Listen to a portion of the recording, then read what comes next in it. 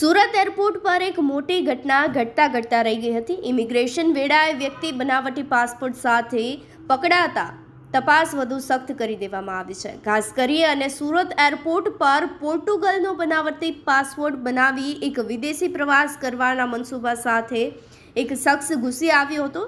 જેનો મનસૂબો શું હતો તેને લઈને પોલીસ દ્વારા વધુ તપાસ હાથ ધરવામાં આવી રહી છે। પરંતુ ભાવેશ ધીરુભાઈ બોરડ નામની પાસપોર્ટની વિદેશી યાત્રા કરતો હોવાનું સામે આવતા સમગ્ર વિસ્તારની અંદર ખળભળાટ મચી ગયો છે। વર્ષ 2019માં બનાવ બન્યો હતો, જેમાં બનાવટી પાસપોર્ટ બનાવવામાં આવ્યો હતો અને ત્યારબાદ હવે બનાવટી પાસપોર્ટ પર અનેક વખત વિદેશ પ્રવાસ કર્યા હોવાનું પણ સામે આવ્યું છે।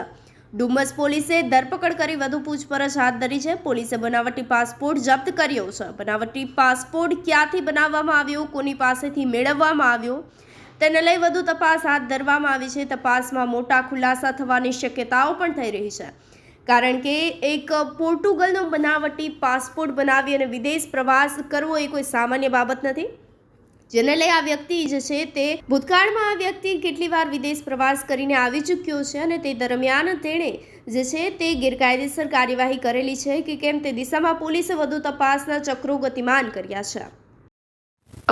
સુરત શહેર ખાતે એક વ્યક્તિ જે મૂળ અમરેલીનો અને લાંબો સમય સુરત શહેર ખાતે રહેલો ભાવેશ બોરડ નામનો એક વ્યક્તિ છે, જેની વિરુદ્ધ ડુમસ પોલીસ સ્ટેશનમાં ફરજી પાસપોર્ટ બનાવીને એનો યુઝ કરવા બદલનો ગુનો દાખલ કરવામાં આવેલો છે। આ બાબતે હકીકત એવી છે કે આ જે ભાવેશ બોરડ છે એ મૂળ અમરેલીનો વતની છે અને સુરત ખાતે રહેતો હતો। કોરોના પહેલા 2019ની અંદર તેણે પોતાના ભારતીય પાસપોર્ટ ઉપર અહીંથી પોર્ટુગલ ટુરિસ્ટ વિઝા ઉપર ગયેલો હતો।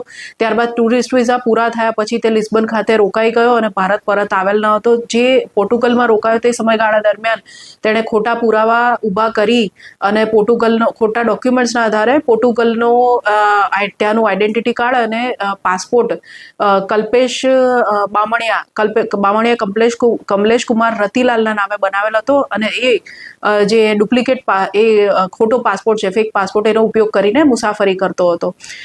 જે ઈસમ આ પાસપોર્ટ ઉપર જ્યારે થાઈલેન્ડના બેંકોકમાં મુસાફરી કરી ત્યારે ત્યાં ડિટેક્ટ થતા કે ત્યાં ખોટો પાસપોર્ટ છે, એને પરત રિપોર્ટ કરવામાં આવેલ હતો। જે અંગે ઇમિગ્રેશન ઓફિસ દ્વારા સુરતમાં ડુમસ પોલીસ સ્ટેશન ખાતે તેને રજૂ કરી વિગતો આપવામાં આવતા અત્રે ગુનો દાખલ કરવામાં આવેલ છે।